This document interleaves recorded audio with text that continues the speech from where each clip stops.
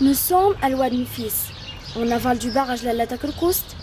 Le docteur Ramizi et ses étudiants en doctorat étudient le cycle de vie du moule classé en danger critique d'extinction. On a abordé un travail, une thématique très importante. C'est la thématique de l'hydrobiologie au niveau des rivières du Maroc et voir la biodiversité aquatique, leur cycle de vie et les menaces qui pèsent sur cette biodiversité aquatique. Ici, c'est la section consacrée à la recherche du bivalve. Donc cette espèce-là, c'est une espèce en danger critique d'extinction. Alors ce sont des bivalves, des mollusques qui ont un rôle très important au niveau de la filtration des eaux. C'est ce rôle écologique important qui a conduit les scientifiques à étudier le cycle de vie de ces moules menacées en relation avec son environnement et surtout avec les poissons qui cohabitent avec elles. Nous sommes devant le musée d'histoire naturelle du Marrakech. C'est ici que les chercheurs étudient le cycle de vie des moules en relation avec les poissons de l'Oued Nfis. C'est dans ces aquariums que se déroulent les expériences pour étudier le cycle de vie des bivalves.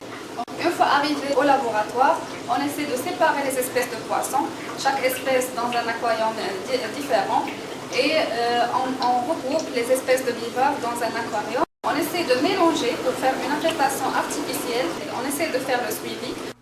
Faire le suivi, c'est ce qui a conduit ces scientifiques à découvrir les poissons hôtes et par suite le cycle de vie du moule de l'Oued Nfis. Le mâle qui éjecte le sperme et la femelle qui éjecte les ovules et la fécondation se fait en externe.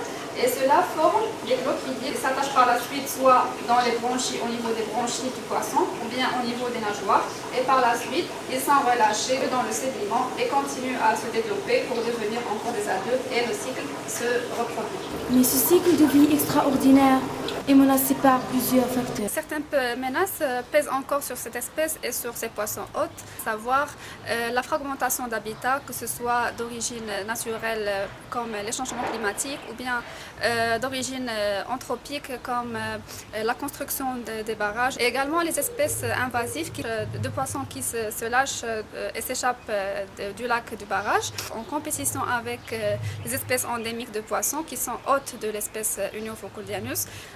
Par conséquent, ça donne au fil du temps une disparition de l'espèce Uniophoculdianus. Sans parler bien sûr de la pollution, que ce soit ménagère ou bien industrielle.